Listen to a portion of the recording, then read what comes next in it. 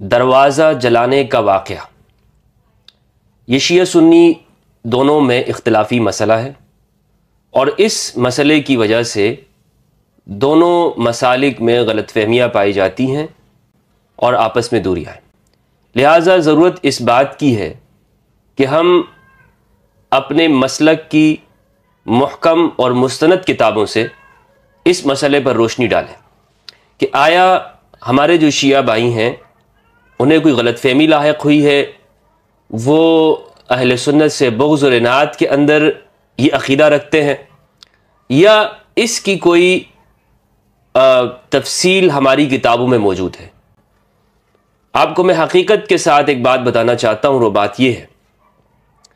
کہ ایک محقق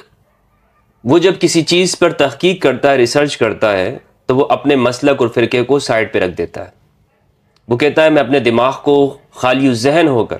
ہر طرح کے تعصبات سے پرے ہٹ کر میں اس مسئلے کو جاننا چاہتا ہوں، اور یقین جانیے کہ یہی میرا طریقہ ہے۔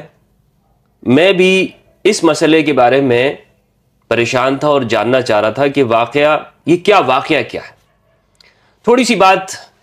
مزید آگے بڑھاتے ہوئے میں آپ کو بتاؤں کہ کچھ لوگ اس بات سے ڈرتے ہیں کہ وہ کتابوں کو پڑھیں۔ وہ اس بات کا خوف رکھتے ہیں کہ اگر انہیں پتہ چل گیا کہ یہ واقعہ یا کوئی بھی واقعہ ان کے عقیدے کے برخلاف ہے، تو اس طرح تو وہ برسوں سے جو چیز مان رہے تھے وہ بت ٹوٹ جائے گا، پاش پاش ہو جائے گا، تو اس لیے ان کا عقیدہ خراب ہو جائے گا۔ دیکھیں، اللہ سبحانہ و تعالیٰ نے ہمیں عقل عطا کی ہے اور ہم صحیح غلط کا فیصلہ کر سکتے ہیں، اس لیے ہمیں ڈرنا نہیں چاہیے۔ اور یہ میں خود اپنی زندگی کا آپ کو بتاؤں کہ اور بہت سارے ہمارے اہل سنت کا بھی یہی مسئلہ ہے کہ وہ فوراً سے جو آپ کو کہہ دیتے ہیں نا یہ غلط ہے، موضوع ہے، من گڑت ہے، یہ ہوا ہی نہیں ہے۔ میں ویڈیو آپ کو بتاؤں گا، ہمارے ہاں جو اہل سنت اس بات کو کہتے ہیں کہ اس کا کوئی تعلق نہیں ہے، یہ سب جھوٹ ہے، یہ ایسا ہو ہی نہیں سکتا۔ یہ کیوں ایسا کہتے ہیں؟ میں بھی یہی سمجھتا تھا کہ یہ تو بالکل نہیں ہو سکتا، حالانکہ میں نے اس پہ کوئی تحقیق نہیں کی ہوتی، میں نے اس پر کوئی کتاب نہیں پڑھی تھی، لیکن میں یہی بات کرتا تھا کہ یہ واقعہ نہیں ہوا ہے یا اس کا تصور بھی نہیں کیا جا سکتا، اور صرف اس وجہ سے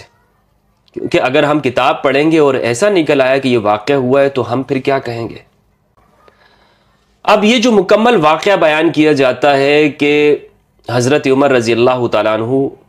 وہ تشریف لائے اور انہوں نے حضرت سیدہ زہرا البتول علیہ السلام ان کو یہ دھمکایا کہ اگر یہ لوگ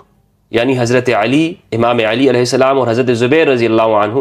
یہ دوبارہ سے آپ کے گھر میں جمع ہوئے تو میں ان یحرق علیہم البیت، یا بعض روایات میں لأحرقن علیہم البیت، کہ ان کے اوپر گھر کو جلا دیا جائے، یعنی گھر کو جلا دیا جائے گا۔ یہ جو واقعہ ہے یہ تمام تفصیلات کے ساتھ جسے بیان کیا جاتا ہے، ہمارے شیعہ بھائی جو بیان کرتے ہیں، کیا وہ ہماری کتابوں میں ہے یا نہیں ہے؟ ابھی تک جو میری جو تحقیق ہے ہماری کتابوں میں، اہل سنت والجماعت کی کتابوں میں، یہ اس تفصیل کے ساتھ نہیں ہے کہ وہ لات ماری تو اس سے وہ بچہ ساقط ہو گیا جن کا نام جو محسن تھے، اور اسی طرح وہ جس کی وجہ سے شہادت بھی واقع ہوئی اور گھر کو جلا دیا گیا، یہ جو آگے کے جو واقعات ہیں۔ لیکن یہاں تک کی جو بات ہے کہ جو گھر کے جلانے کی دھمکی دی گئی یا کہا گیا، یہ میں نے آپ کے سامنے مصنف ابن ابی شیبہ سے روایت پیش کر دی۔ اب اگر کوئی شخص یہاں تک کہ واقعے کو جھٹلاتا ہے تو میں نے آپ سے کہا تھا کہ اسے ان کتابوں سے ہاتھ اٹھانا چاہیے۔ باقی آگے کی جو تفصیل ہے وہ تاریخ کی تیسرے درجے کی کتابوں میں یا دیگر کتابوں کے اندر موجود ہے، تاریخی کتابوں کے اندر موجود ہے، لیکن جو روایات کی کتابیں جیسے یہ مصنف ابن ابی شیبہ، یہ امام بخاری کے استاد ہیں، امام مسلم کے استاد ہیں، ابو بکر ابن ابی شیبہ اہل سنت والجماعت کے، تو اس میں جو روایت موجود ہے یعنی یہ روایات کی حدیث کی کتابیں ہیں، تو یہ اتھینٹک ہے۔ اور پھر میں آپ کو مزے کی بات یہ بتاؤں کہ اہل سنت والجماعت میں وہ لوگ بھی جو اس واقعے کا انکار کرتے ہیں، محققین علماء کی بات کروں، یہ نہیں ہمارے ہاں پاکستان میں جو نئے قسم کے محققین پیدا ہوئے ہیں ان کی بات نہیں، جو عرب کے اندر موجود ہیں جنہوں نے اس پر کام کیا ہے، انہوں نے بھی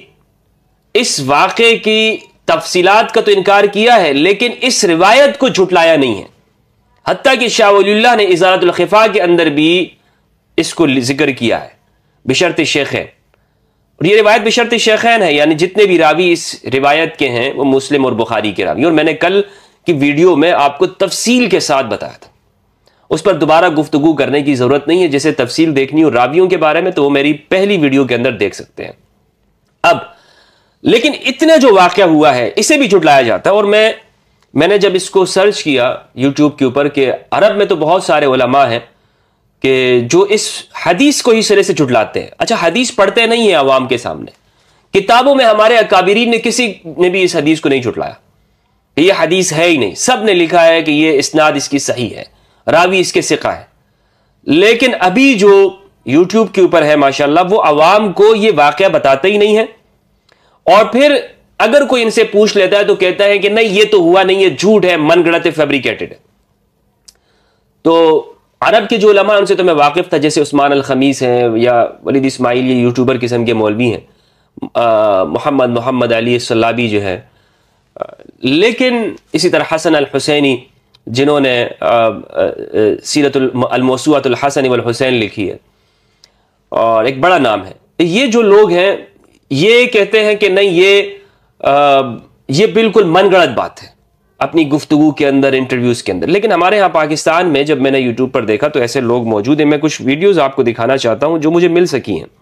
تاکہ یہ بات آگے ہم اس کو سمجھ سکیں کہ یہ ایسا کیوں کر رہے ہیں، کہ اس حدیث کے بارے میں ہی یا اتنا واقعہ جو ہوا ہے جو میں نے بیان کیا ہے، کہاں تک کا واقعہ کہ حضرت عمر تشریف لائے اور کہا کہ سیدہ کو اگر یہ دوبارہ آپ کے گھر آئے تو میں ان پر گھر کو جلا دوں گا، اور پھر سیدہ نے ان لوگوں کو منع کر دیا اور ان سے پوچھا کیا واقعی آپ اس طرح کریں گے؟ تو یہ جو واقعہ ہے مصنف ابن ابی شیبہ کا، اسے ہی جو لوگ جھٹلاتے ہیں، اب سنیے گا، تو ان کو ہم سمجھنا چاہتے ہیں نا کہ آخر یہ ایسا کیوں کرتے ہیں۔ حضرت عمر جو گئے تھے فاطمہ کے دروازے پہ اور انہوں نے پھر جا کر آگ لے کے گئے تھے، اس کا بھی وہ یہ روایتیں کمزور ہیں، ہم نہیں مانتے ان روایتوں کو، مصنف ابن ابی شیبہ والی غلط روایتیں ہیں۔ اگر یہ روایتوں کو آپ صحیح مانیں گے تو سیدنا اس عمر کے بارے میں اگر یہ روایتیں سنی خود ہی پیش کریں گے تو پھر وہ کیا منہ دکھائیں گے؟ دیکھیں ایک چھوٹی سی بات کے اوپر اب یہ جو بات یہ کر رہے ہیں نا، اول تو انہوں نے کہا کہ یہ بالکل غلط ہے، یہ روایت صحیح نہیں ہے۔ یعنی آپ کون ہوتے ہیں اس طرح کی بات کرنے والے؟ یعنی آپ کوئی محدث ہیں، آپ اپنی طرف سے بات کر دیں گے کہ صحیح نہیں ہے؟ اس سوال کا جواب کہ کیا واقعا یہ ہوا ہے یا نہیں ہوا، روایت کو جھٹلانے کا طریقہ کہ یہ ہوا ہی نہیں ہے، آپ کیا منہ دکھائیں گے، کیا کہیں گے؟ بھائی کتاب میں لکھا ہوا ہے، اس وجہ سے مسلمانوں کے درمیان میں اختلاف ہے، آپ کہتے ہیں نہیں یہ واقع نہیں ہوا۔ اگر اس طرح کی بات ہے اور یہ کوئی کمزور راوی نہیں ہے، بخاری مسلم کے راوی ہیں، اگر آپ کہتے ہیں کہ یہ روایت غلط ہے جبکہ سب محدثین نے اس کو صحیح کہا ہے، میں آپ کو بتاؤں گا انشاءاللہ، تو آپ کی بخاری مسلم گئی، آپ کا تو سارا جو آپ نے کھڑا کیا ہوا ہے اپنا عقیدہ اور مذہب، وہ تو سارا بالکل ماشاءاللہ اس پر فاتحہ پڑھ لیں، وہ ختم ہے آپ کا۔ اب آگے بھی کچھ گفتگو انہوں نے کی ہے، میں زیادہ تفصیل کی وجہ سے اس چیز کو چھوڑ رہا ہوں زیادہ، یعنی اس طرح کی آپ کو ویڈیوز بہت ساری مل جائے گی کہ جو یہ کہتے ہیں کہ یہ واقعہ بالکل غلط ہے، اس کو ہم مان نہیں سکتے۔ کیوں نہیں مان سکتے؟ یعنی یہ جو کتاب کے اندر لکھا ہوا ہے، ان کا دماغ چل گیا تھا کہ جنہوں نے یہ بات لکھ دی تھی وہ آپ سے کم درجے کے سنی تھے، وہ بھی سنی تھے جن کو پڑھ کر آپ اپنی سنیت محفوظ رکھتے ہیں، اور آپ کہتے ہیں کہ جناب یہ کتاب ہے ہمارے سامنے ہونی چاہیے اور اس پر ہم چلنا چاہیے، تو پھر آپ بغیر کسی دلیل کے آپ اس کو رد نہیں کر سکتے۔ ماشاءاللہ محقق صاحب بیٹھے ہیں اور کہتے ہیں ہم نہیں مانتے، آپ کون ہوتے ہیں کہنے والے کہ جناب میں اس کو نہیں مانتا ہوں؟ ہاں آپ کوئی عقلی طور پر دلیل پیش کریں کہ ہاں یہ چیز جو ہے، یہ روایت اس کی سند میں کمزوری ہے یا یہ روایت عقلاً واقع نہیں ہو سکتی، پھر دلیل مانی جا سکتی ہے۔ لیکن اس طور پر کہنا کہ نہیں آپ منہ کیا دکھاؤ کہ اگر سنی ان روایتوں کو ذکر کریں گے، تو آپ نے جو امام علی علیہ السلام کے بارے میں بخاری مسلم میں جو کچھ ذکر کیا یا رسول اللہ صلی اللہ علیہ وآلہ وسلم کے بارے میں، ان کو تو آپ ماشاءاللہ مان رہے ہوتے ہو، اس وقت تو آپ کی سنیت خطرے میں نہیں پڑتی ہے، آپ کا اسلام خطرے میں نہیں پڑتا ہے۔ لیکن جب یہاں پر بات آتی ہے تو ٹھیک ہے، نہیں بھائی ہم نے بچانا ہے، تو یہ دراصل جب آپ تحقیق کرتے ہیں نا تو آپ کو تمام تعصبات کے پردے اٹھانے چاہیے۔ اگر آپ ان تعصبات کے پردوں کو نہیں اٹھائیں گے اور آپ اپنے آپ کو ریسرچر کہیں گے تو یہ ریسرچر نہیں ہے، آپ ایک فرقے کے ساتھ وابستہ ہیں، آپ کے اندر فرقے کی محبت ہے، اللہ کے لیے گواہی دیں۔ قرآن مجید میں